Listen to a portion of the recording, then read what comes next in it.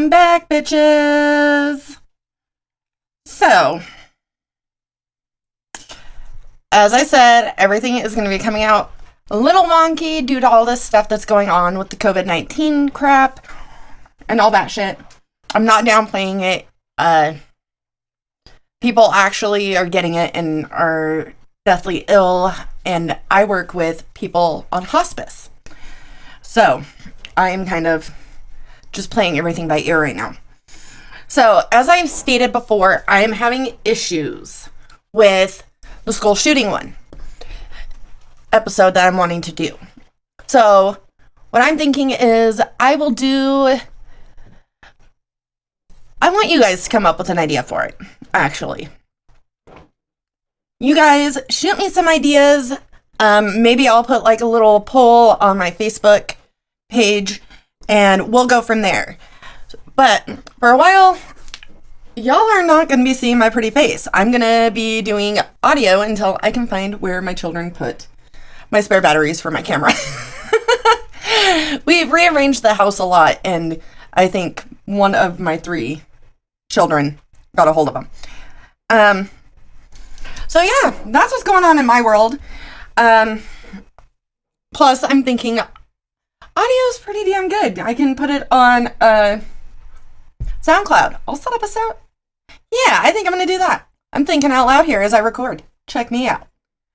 All right. So, I got 2 stories for you guys today. The first one, they're both really fucked up. But I'm just going to kind of go with the flow here. So, story numero uno is Larry Gene Bell. He was born in Ralph, Alabama, and had 3 sisters and a brother. The family reportedly moved around a lot, with him attending, I am gonna butch this fucking high school, Eau Claire High School in Columbia, South Carolina. From 1965 to 1967, the Bell family moved to Mississippi, where he graduated high school and took training as an electrician. He then returned to Columbia, South Carolina, and married and had 1 son. And I'm sorry if y'all hear barking, it's my dogs. He joined the Marines in 1970, but he was discharged that same year due to a knee injury he suffered when he accidentally shot himself when cleaning a gun. Gun safety, just saying, friends. The following year, he worked as a prison guard at the Department of Correction in Columbia for 1 month. He and his family moved to Rock Hill, South Carolina in 1972, and the couple divorced in 76. So, now we're going to go on to his crimes.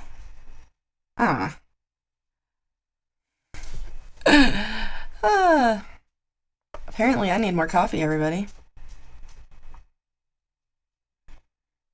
Alright, so, Bell kidnapped 17-year-old Sharon Sherry Faye Smith at gunpoint from the end of her driveway on Platte Springs Road on May 31st, 1985. Her car was found running with the door open. Her body was later found in Saluda County, South Carolina.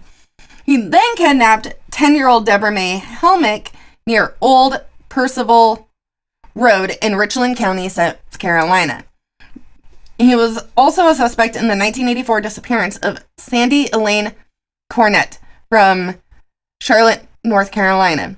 Cornett was a girlfriend of one of Bell's co-workers.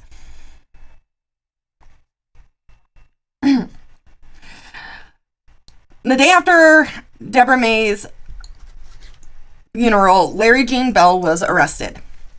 Throughout the largest manhunt in South Carolina history, Bell had made 8 telephone calls to the Smith family, often speaking with Dawn. Dawn is 10-year-old Deborah's mother.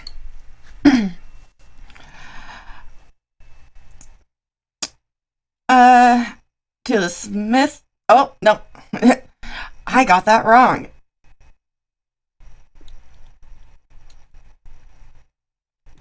Dawn is Sherry's mother. He eventually gave exact directions to the location of both of the bodies. During his 6-hour testimony at his trial, he continuously blurted out bizarre comments and carried on nonstop theatrics. He refused to give answers by just rambling on and on.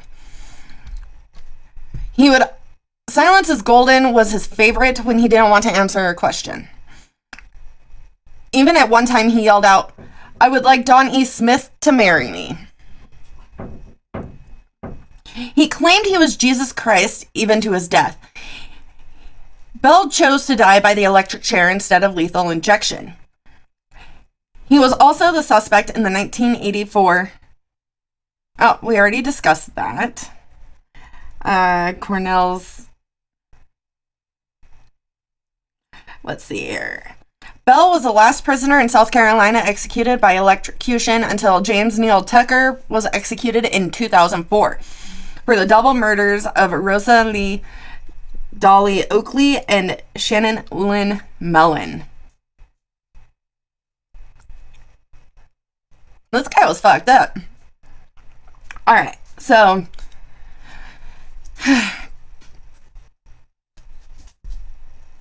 he obviously had issues. Next one I am going to read on is Richard Trenton Chase. He was also known as the Vampire of Sacramento. He's classified as a spree killer. His characteristics included mental illness, necrophilia, cannibalism, and mutilation. He used a 22 caliber handgun. He was born in 1950 and raised in a strict household and was beaten often by his father. In his teens, he became an alcoholic and also developed a penchant for killing and mutilating animals and fire starting, all common traits of serial killers in their youth. In high school, he had a handful of girlfriends, none of whom he was able to maintain a steady relationship with, partly due to his inability to achieve and maintain an erection, and because of an inability to become aroused in the presence of females. So, upon consulting with a psychiatrist, he was told that the root of his problems was either repressed rage or mental illness. Chase did not seek any further treatment after this diagnosis. It would later be determined that Chase had an aversion to conventional sex and could only achieve arousal and orgasm through violent and disturbed acts, such as killing animals and necrophilia. So, as Chase became an adult, he moved back in with his mother, where he began to accuse her of attempting to murder him via poison. His father purchased an apartment for him and forced him to move out of the house. So while he was alone in this new apartment, he began to capture, kill, and disembowel various animals, which he would then devour while they were raw. He then began to put the entrails of the animals he had killed into a blender in order to make smoothies. Chase reasoned that by drinking these smoothies, he was preventing his heart from shrinking. He feared that if his heart shrank too much, it would disappear and that he would die. So, obviously, this guy has some mental issues. If we're going to be totally honest here, his parents should have gotten him more fucking help. I'm going to be honest here. Like, 25 years old and you're drinking smoothies and shit. It's fucking stupid. Not drinking smoothies, but, you know, this whole entrails and that sort of thing. But in 1975, Chase was involuntarily committed to a mental institution after being taken to a hospital for blood poisoning, which he contracted after injecting rabbit's blood into his veins. He escaped from the hospital and went home to his mother. He was apprehended and sent to an institution for the criminally insane, where he often shared with the staff fantasies about killing rabbits. Now, don't ask me why he's choosing rabbits. I honestly don't fucking know. This guy obviously has his own problems. They're kind of cute rabbits. He was once found with blood smeared around his mouth. Hospital staff discovered that he had captured 2 birds through the bars of his bedroom windows, snapped their necks, and sucked their blood out. Among themselves, the staff began to refer to him as Dracula. First off, that doesn't fucking help the situation, you idiots. Some people should not be in the healthcare industry. I'm just going to say that right now. Disgusting.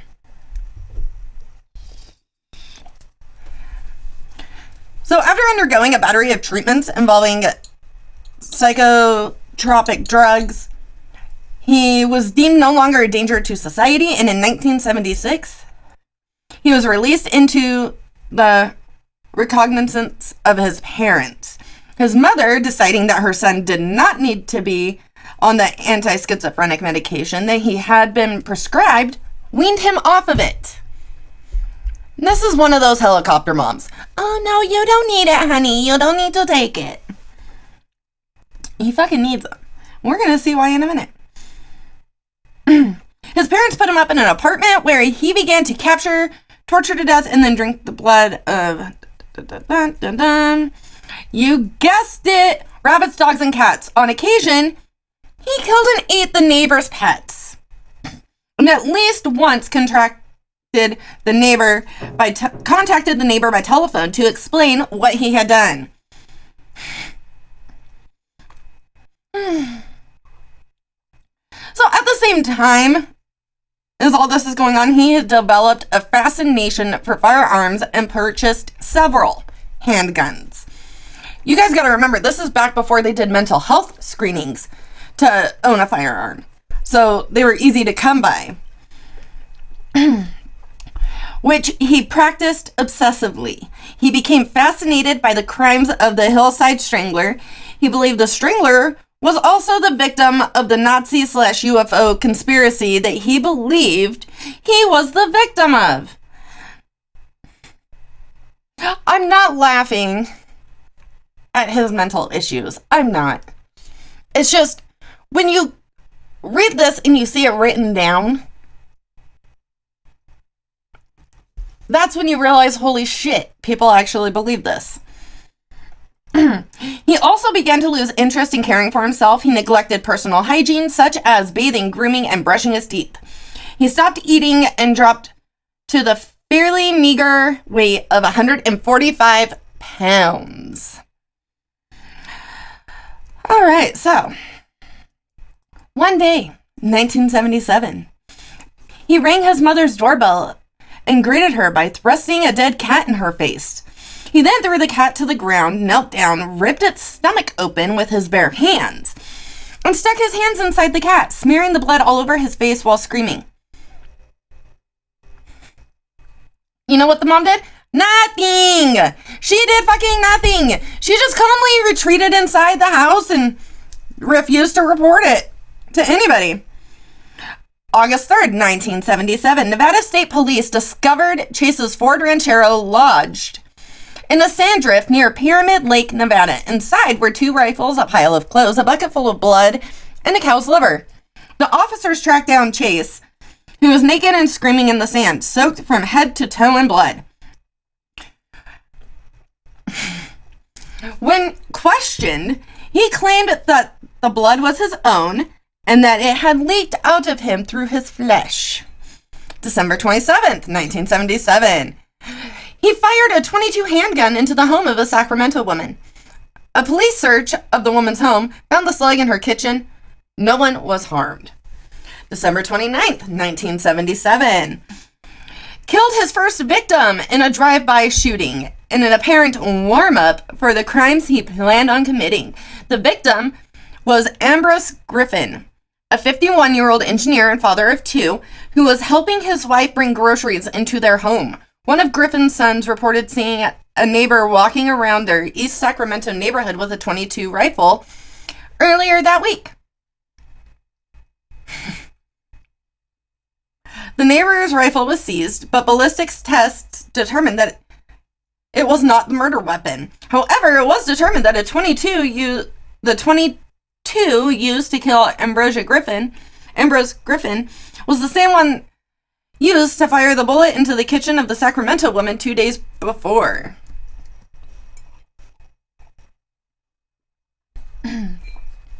January 11th, 1978. He asked his neighbor for a cigarette and then forcibly restrained her until she gave him an entire pack. 2 weeks later, he attempted to enter the home of another woman, but finding that her doors were locked, went into her backyard and walked away. He later told detectives that he took locked doors as a sign that he was not welcome, but the unlocked doors were an invitation to come inside. While wandering around, he encountered a girl named Nancy Holden, with whom he attended high school. He attempted to get a ride from her, but frightened by his appearance, she refused. He went down the street where he broke into the home of a young married couple, stole some of their valuables, urinated into a drawer of their infant's clothing, and defecated on their son's bed. The couple came home while Chase was still in the house. The husband attacked him, but lo and behold, Chase escaped. He continued to attempt to enter homes until he came across the home of David and Teresa Wallen. David was at work. Teresa, 3 months pregnant, was in the middle of taking out the garbage and thus had left her front door unlocked. Chase surprised her in the home and shot her 3 times, once in the hand, a defensive wound, and twice in the head, killing her. It was the same gun used to kill Ambrose Griffin. He then dragged her body to a bedroom and raped it post-mortem while repeatedly stabbing it with a butcher knife. Now, if you guys don't think that's overkill, just wait. I am pretty sure at this point, it's gonna get beaten. When he had finished, he carved the corpse open and removed several of her internal organs, using a bucket to collect the blood, and then taking it into the bathroom to bathe in it. He then sliced off her nipple and drank her blood, using an empty yogurt container as a drinking glass. Before leaving, he went into the yard, found a pile of dog feces, and returned to stuff it into the corpse's mouth and throat.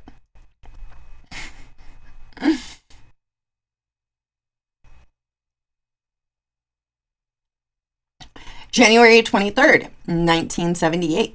2 days after killing Teresa Wallen, he purchased 2 puppies from a neighbor, which he then killed and drank the blood of. The fucked up part? He left the bodies of the puppies on the neighbor's front lawn. January 27th, he committed his final murder, which also qualifies him as a mass murderer. He entered the home of 38-year-old Evelyn Murath, who was babysitting her 22-month-old nephew, David. Also present in the home was Evelyn's 6-year-old son, Jason, and Dan Meredith, a neighbor who had come over to check on Evelyn. Evelyn was in a bath while Dan watched the children. He went into the front hallway when Chase entered the home and was shot in the head at point-blank range by Chase's .22 handgun, killing him. Chase then turned the corpse over and stole Dan's wallet and car keys. Jason ran into his mother's bedroom, where Chase fatally shot him twice in the head at point-blank range.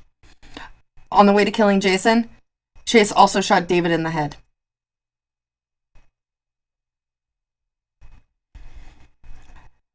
He then entered the bathroom and fatally shot Evelyn once in the head. He dragged her corpse onto the bed, where he simultaneously sodomized it and drank its blood from a series of slices to the back of the neck.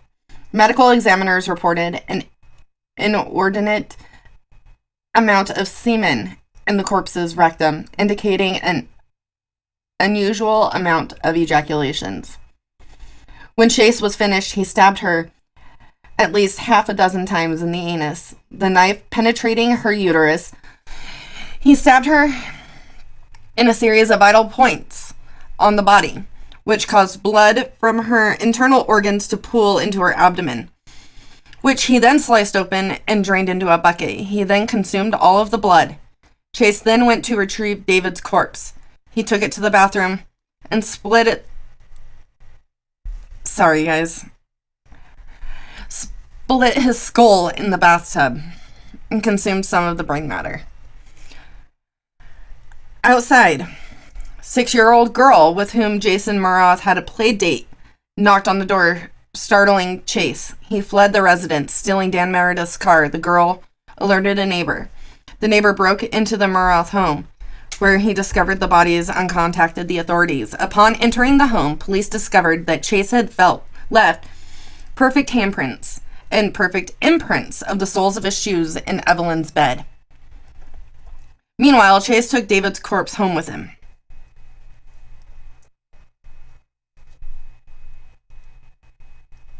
I'm sorry. I'm not going to repeat this part because I have a little boy. Well, let's just say he castrated the little boy and used it to suck the blood out of the body, the baby. It's disgusting. After the Wallen murder, FBI agents Russ Vorpagel and Robert Razier were called in to investigate. They compiled a profile of the killer. They determined that the killer would be tall, malnourished, a loner, physically unclean, and that most importantly, he would continue to kill. 5 days after the mass murder, and after hearing the FBI profile, Nancy Holden contacted police saying she believed Richard Chase could be the killer. Remember, Nancy Holden is the one he went to high school with that refused to give him a ride. The police ran a background check on Chase, where they came across his registration of a .22 caliber semi-automatic pistol. Detectives and a team of police went to Chase's apartment, where they asked to speak with him. Chase refused. The detectives and the police hid down the hallway and waited for Chase to leave, arresting him when he left the apartment carrying a bloodstained box. His parka and shoes were likewise bloodstained. Inside were pieces of shredded, blood-soaked wallpaper and the blood-stained .22 with which he had committed his murders. He claimed that the bloody wallpaper and bloody gun were a result of his killing several dogs.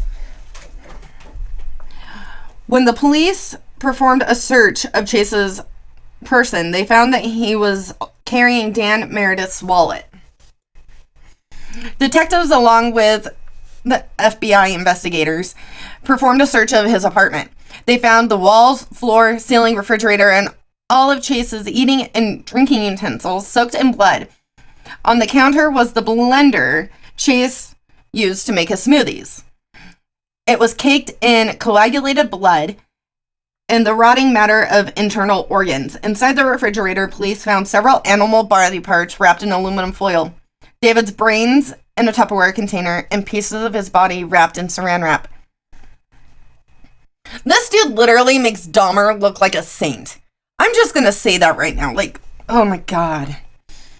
I never thought I would say that, but y'all heard it here first. This guy makes Dahmer look like a goddamn saint. And several of Evelyn Murath and Teresa Wallen's internal organs were also in the fridge with saran wrap. On another counter were several pet collars. On his kitchen table, he had spread out numerous diagrams depicting various aspects of human biology. In 1979, he stood trial on 6 counts of murder. In order to avoid the death penalty, the defense tried to have him found guilty of second-degree murder, which would result in life in prison. Their case hinged on Chase's history of mental illness and the lack of planning in his crimes. Evidence that they were not premeditated, and they weren't. It was just random. May 8th. A jury found Chase guilty of 6 counts of first-degree murder. The defense asked for a clemency hearing, in which a judge determined that Chase was not legally insane.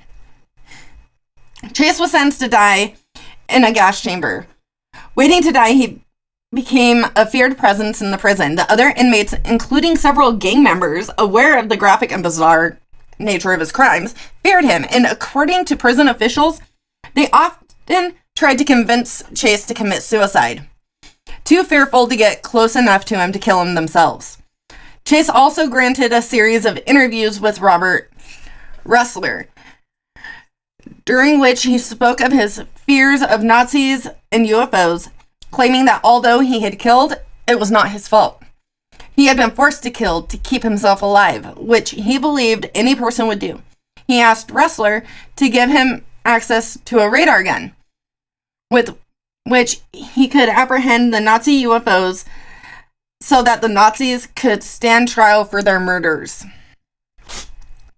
He also handed Ressler a large amount of macaroni and cheese, which he had been hoarding in his pants pockets, believing that the prison officials were in league with the Nazis and attempting to kill him.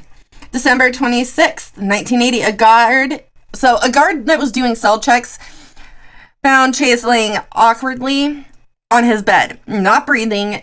An autopsy would determine that he committed suicide with an overdose of prison doctor prescribed antidepressants that he had been hoarding for weeks.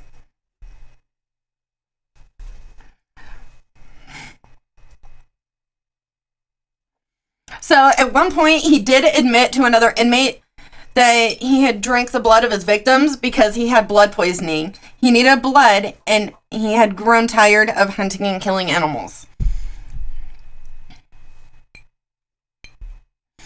In 1976, he believed that his blood was turning into powder and that